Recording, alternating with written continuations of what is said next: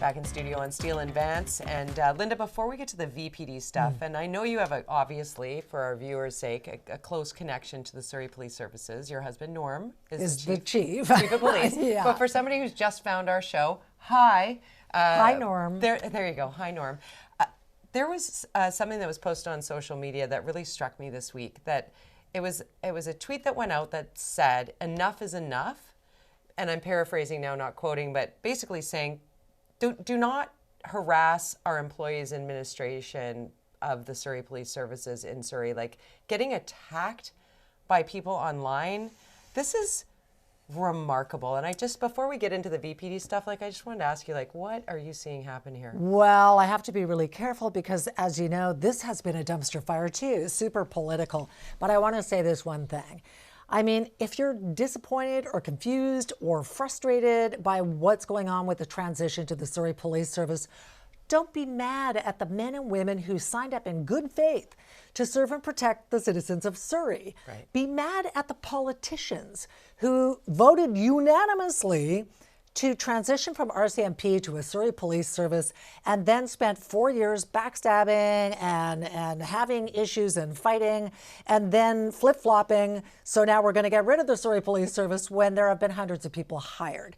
Right. So the idea that there are trolls who are attacking, making personal attacks against members and their families, you know what? That's offside because it's criminal. I'm going to just put that in as it is more than offside. Attacking people for what they do for a living is just garbage. It's so, but like it said, please don't harass our members, our administrators, and their families. Right. You can be upset. Write a letter. Put a tweet out there, make a statement, say something, but do not attack people. We've lost the plot. Be upset at the right people, right. is what I'm saying, because there are hundreds of police officers who, in good faith joined the Surrey Police Service because they wanted to work for a brand new municipal police service that was going to be built from the bottom up. Yeah. A better police service that was going to serve the community first, and that was going to be their focus and not have their master be in Ottawa. These people quit jobs. Some of them uprooted families, moved from other provinces to come to Surrey to serve and protect the citizens. So if you're mad about this transition, be mad at the politicians. In a way, it's kind of like as if the province said, we're going to change the way we deliver healthcare in this province. Yeah. And then people went, I don't like that, and you're going to go and attack nurses on the front line? No. If you're mad, that's okay. You can be mad. Just make sure you're mad at the right people. And the idea of attacking individuals and their wives and their families is offside. It's immature. It's ignorant. And you know who you are. And let's just not do that. Please don't. Vitriolic attacks will never be the answer to what is pissing you off. Period. Boom. Let's move on. Thank you for sharing that. Well, let's talk about this big story. And there are many tentacles to this next story. And it's all rooted in a leaked report that has now been shared by the VPD, by the Vancouver Police Department, about what the social safety net looks like, the cost. $5 billion. That, boom, jumped off the page at you and I. Yeah, and since then, they have kind of deconstructed this, like Rob Shaw from Czech. Yes. The correspondent there, the political correspondent. Great story on business in Vancouver, by the way, Rob Shaw. So that $5 billion figure also included federal transfer money for EI and things like that. So, CPP. there's some questionable containing and gathering of information.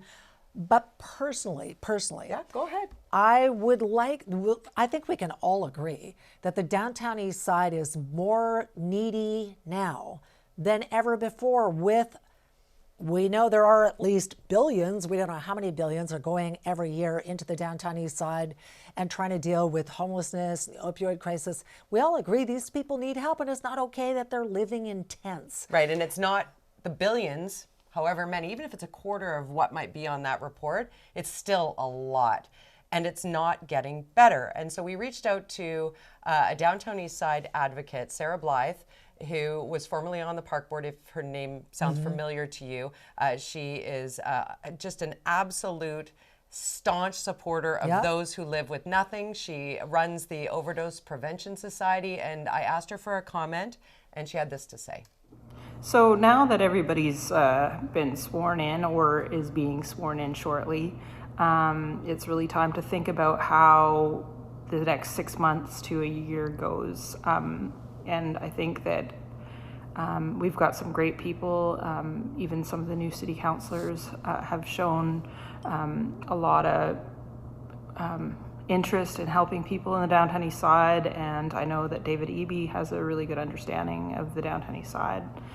So I think that we could really do a lot in a short period of time. There's a lot of things that would be easy to accomplish if everybody just worked together and put their focus to the downtown east side and to people who really could use help.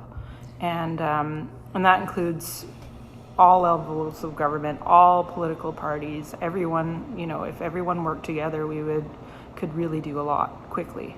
And that would be amazing. I think that the public want to see these two levels of government working together to make some good changes for people and give people a better life and give some hope for the future. And news that incoming Premier David Eby is going to be taking more control. It's too much for the city of Vancouver. Right. But there is, Sarah was giving me just enough of the information. It's all kind of, the behind the scenes working of trying to fix what's broken down there. There are committees to identify what the issues are, and Sarah is a part of that, and there are a number of people downtown east side that are trying their best to work with government. But I applaud her when she's saying, let's work together. Let's work together. That's what the new incoming premier says he wants to do. That's what the VPD wanted, was more kind of cohesive approach. However, that's a big one. We'll be talking about it again. Yeah. Coming up next, though, travelers, stay tuned, because a WestJet computer malfunction snarled travel plans for thousands of people. With the holiday travel season approaching, what are your rights? Some expert advice straight ahead.